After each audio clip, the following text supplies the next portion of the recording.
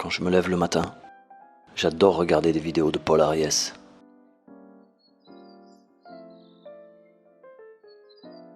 Tiens, qu'est-ce que c'est que ça? Le véganisme, c'est pas une façon plus branchée de se dire végétarien ou végétalien. C'est un système idéologique pervers. C'est une raison pour laquelle je dis aux mangeurs de viande, cessez de vous laisser culpabiliser. T'es le meilleur, Polo. C'est qui ce castor? Imaginons, vous êtes le conducteur du train et vous avez le choix entre tuer 140 milliards d'animaux par an ou personne. Bah, vous allez choisir personne. C'est exactement ce que les véganes ont fait comme choix. Blaireau.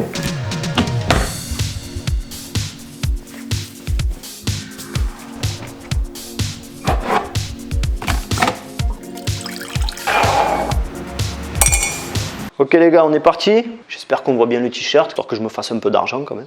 Alors, salut les amis, aujourd'hui nouvel épisode de Jamais Vegan, ça avait tardé. Et le sujet du jour, ça va être la quantité d'animaux qui meurent dans les champs agricoles. Et on va voir pourquoi le véganisme n'a absolument pas pour projet de sauver les animaux. Voilà, c'est pas le but du véganisme. Mais avant de commencer cette vidéo, je voulais revenir sur Jamais Vegan 5, le dernier épisode que j'avais sorti, je mettrai un lien pour ceux qui l'ont pas vu, dans lequel je parlais des conditions de travail des ouvriers agricoles et plus particulièrement des femmes indiennes qui participent à la production de noix de cajou qui sont également utilisées pour la fabrication de fromage vegan.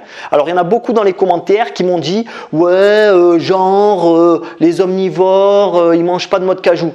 J'ai pas dit ça, vous n'avez rien compris. Bien entendu qu'il y a des omnivores qui mangent des noix de cajou. Je dis pas que les omnivores ils sont super géniaux et qu'ils font attention à tout.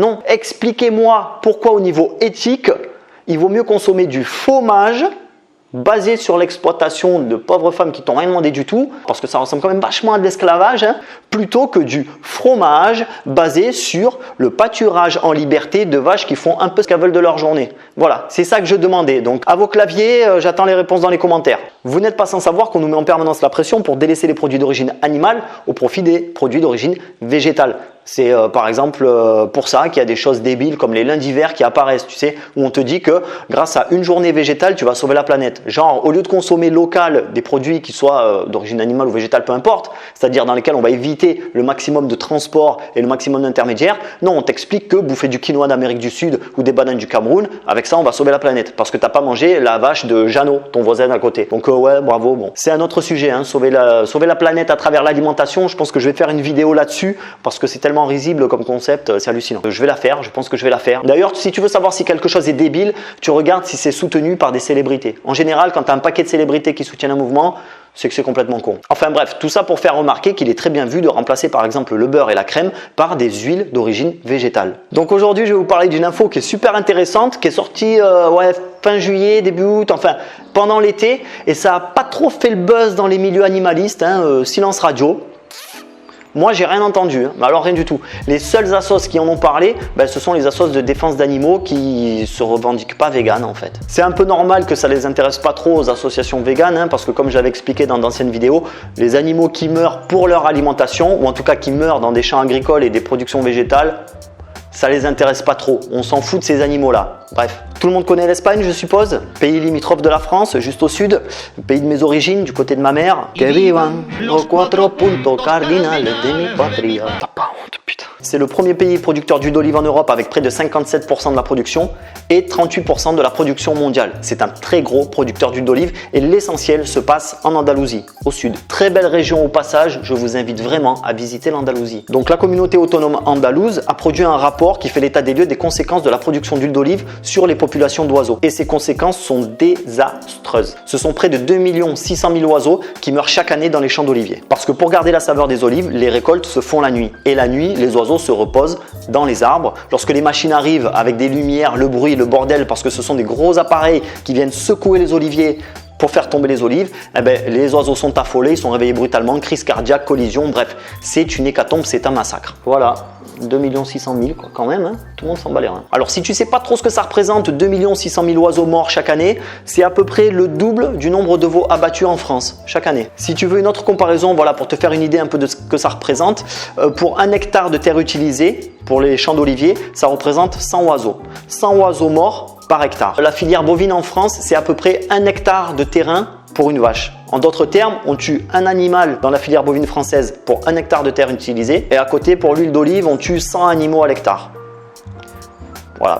Alors 30 millions d'amis, qui n'est absolument pas une association végane, parce qu'on n'a pas attendu que les militants véganes déboulent pour être préoccupés par la cause animale, a appelé la LPO, qui est la Ligue de protection des oiseaux, pour leur demander ce qu'il en était en France. Alors pour l'instant en France, c'est assez marginal, parce qu'on a une production d'huile d'olive assez artisanale et donc la plupart des récoltes se fait manuellement, mais dans l'avenir, avec la consommation d'huile d'olive qui va augmenter, ce genre de procédé d'extraction de l'huile d'olive va arriver en France. L'industrialisation arrivera de toute façon à partir du moment où la consommation d'huile d'olive augmentera. Je précise que dans un monde totalement véganisé, avec 8 milliards d'individus, la récolte à la main, je suis assez sceptique. Sauf si évidemment il y a des femmes indiennes qui sont dispo, ça il n'y a pas de problème. Parce que pour nourrir tout le monde en huile végétale, il va falloir mécaniser et mécaniser en masse. Donc les mecs qui te mettent en avant la permaculture végane, faites-moi rigoler quoi les gars. Ça n'existe pas et ça n'existera jamais.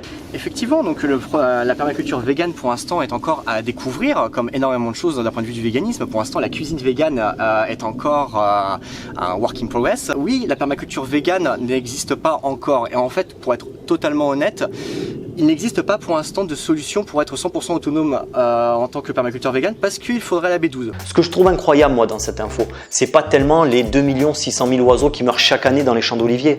Parce que ça, je veux dire, je l'ai déjà montré dans d'autres vidéos précédemment, que ce soit la noix de cajou ou que ce soit d'autres produits agricoles, il y a de l'exploitation, il y a de l'esclavage et il y a de la mort d'animaux en masse dans les productions agricoles. L'agriculture tue 25 fois plus d'animaux que l'élevage, mais ce ne sont bien sûr pas les mêmes. N'importe quelle personne qui s'intéresse réellement à ces sujets-là sait que l'agriculture tue énormément d'animaux. So the first person to come up is Leah Keith. She's a writer and radical feminist activist. She's the author of 2 novels as well as Vegetarian Myth, Food Justice and Sustainability, which has been called the most important ecological book of this generation. She's co-author of Deep Green Resistance, Strategy to Save the Planet. Well, civilization depends on agriculture. So you have to understand what agriculture is. In very brute terms, you take a piece of land, you clear every living thing off it, and I mean down to the bacteria, and then you plant it to human use. So it's biotic cleansing. So agriculture is the most destructive thing that people have done to the planet. I'm going to repeat that. Agriculture is the single most destructive human activity. Il n'y a pas aujourd'hui une assoce végane ou alors un youtubeur vegan qui met en garde ses abonnés contre certaines filières agricoles en leur disant attention, là ça tue beaucoup d'animaux, faites gaffe. Il y a quelques mois par exemple, quand j'ai sorti l'épisode 5 de Jamais Vegan, j'y ai montré comment étaient exploitées les femmes indiennes pour produire des noix de cajou. Noix de cajou qui sont utilisées en partie après pour produire des fromages véganes. Voilà, pour éviter d'exploiter des vaches en pâturage et en liberté, on va esclavagiser des femmes indiennes. Avant que je parle de ça, t'as pas eu un vegan en France, alors après dans les autres pays je sais pas, mais pas un vegan ni une association végane qui a parlé de ces choses-là. Il n'y en a pas un qui a dit que c'était scandaleux de consommer des noix de cajou. Parce qu'après ils sont très forts, beaucoup pour faire les malins, convergence des luttes, on va tout faire en même temps, le féminisme, les populations du tiers-monde, les trucs économiques, la faim dans le monde et les animaux. Il n'y a rien qui converge, c'est simple. Et il a fallu que ce soit un non-vegan qui fasse prendre conscience à des véganes que peut-être que consommer des noix de cajou c'était pas très éthique. Et ils font les malins après en disant que eux, oh là là, au grand Dieu, ils n'en ont jamais consommé des noix de cajou. Ou en tout cas, ils étaient au courant qu'il fallait pas. On va parler vite fait des amandes, des cajous, etc. Donc pour ma part, je consomme des produits qui sont très majoritairement français, locaux, saisonnaux, bio et vegan, forcément. Moi j'utilise pas de noix de cajou, je vais utiliser des noisettes, je vais utiliser des noix. Le but du jeu c'est de mettre en exergue le fait qu'il y a des problèmes aujourd'hui d'un point de vue de l'agriculture végétale. Si tu savais avant que j'en parle comment étaient exploitées les femmes indiennes pour la production de noix de cajou, pourquoi t'as jamais déconseillé à tes abonnés de consommer des fromages véganes? De toute façon demain ils nous diront tous qu'ils consomment pas d'huile d'olive espagnole et ils consomment que de l'huile française récoltée à la main par des permaculteurs véganes quoi. C'est ton mode de vie qui détruit tout, pas le nôtre. Est-ce que vous avez à jouer les défenseurs des animaux avec des frigos remplis de leurs cadavres? Non mais sérieux les mecs, vous êtes trop forts quoi, vous êtes trop forts pour faire la morale, vous êtes trop forts pour venir emmerder tout le monde, mais il n'y en a pas un pour faire de l'autocritique, il n'y en a pas un pour réellement regarder les systèmes de production quoi.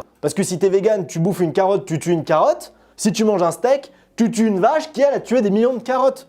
Dire que parce qu'on a une alimentation végétalienne, on tue moins d'animaux, c'est une escroquerie. Voilà, ça n'est rien d'autre qu'une escroquerie. J'espère que c'est clair pour tout le monde. Et on va pousser la réflexion un peu plus loin. Ça fait plus de 5 mois que je suis un régime alimentaire carnivore. C'est-à-dire que je ne mange que des produits animaux et principalement de la viande de bœuf. Je me nourris de rien d'autre. Pas de fruits, pas de légumes, pas de légumineuses, pas de céréales, que dalle. Rien de végétal. Voilà, ça c'est mon mode de vie actuel depuis plus de 5 mois. C'est un truc de malade et je ferai une vidéo à ce sujet pour expliquer exactement où j'en suis, ce que je compte faire et tout le tralala. Je sais qu'il y en a que ça intéresse, donc je ferai une vidéo à ce sujet, vous inquiétez pas. Du coup, en ce moment, je suis à peu près entre 700 grammes et 1 kg de viande par jour consommée. Les recommandations de l'OMS, c'est combien? 500 grammes par semaine?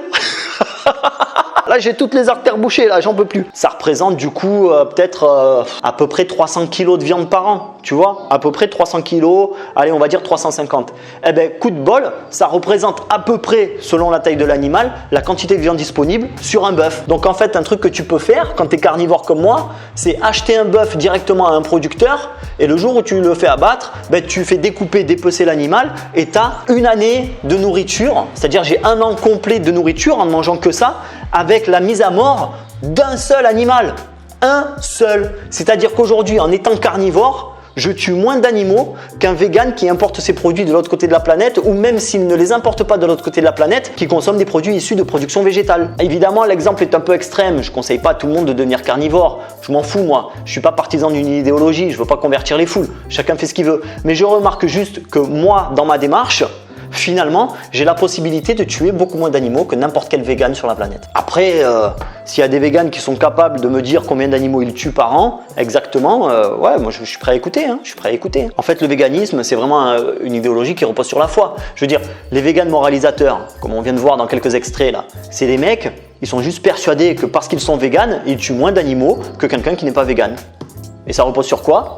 Ben rien. Ça repose que sur la foi. Il n'y en a pas un qui est capable d'aller regarder réellement les filières agricoles, les filières bovines, parce qu'un véritable raisonnement intelligent serait de chercher tout simplement un équilibre entre agriculture et élevage, parce que les deux ont des avantages et des inconvénients, pour essayer de faire le moindre mal. Parce qu'il y en a beaucoup qui prétendent que le véganisme, c'est autant faire, non, faire... Merde, je me souviens plus comment on dit. Autant que faire se peut pour réduire la souffrance animale. Ben, autant que faire se peut, c'est pas massacrer les animaux dans des champs. Il faudra que je pense à faire une vidéo sur la relation entre véganisme et religion. Parce que c'est quand même très... c'est quand même très parlant, Bref, je pourrais m'amuser à compter le nombre d'animaux qui meurent dans toutes les productions agricoles. Chaque filière, je pourrais faire 100 ou 200 ou 300 épisodes et démontrer qu'il y a beaucoup plus d'animaux qui meurent dans les champs agricoles qu'à travers un régime omnivore équilibré incluant de l'élevage de plein air. Je pourrais le démontrer très facilement. Mais bon, à un moment, j'ai pas que ça à foutre, quoi. Je veux dire, si les mecs qui sont préoccupés par la cause animale ne sont pas capables de mettre le nez dedans, voilà, je peux rien faire pour eux. L'agriculture est un système qui repose entièrement sur l'esclavage d'êtres humains et l'extermination d'animaux considérés comme nuisibles. C'est un système destructeur par essence. On va conclure, je vais faire des formats plus courts parce que les épisodes de 20, 25, 30 minutes, c'est trop long et j'ai pas le temps en fait. Voilà, je préfère du coup maintenant faire des vidéos un peu plus succinctes et si j'ai oublié des trucs, ben je ferai d'autres vidéos pour préciser un peu ce que je voulais dire.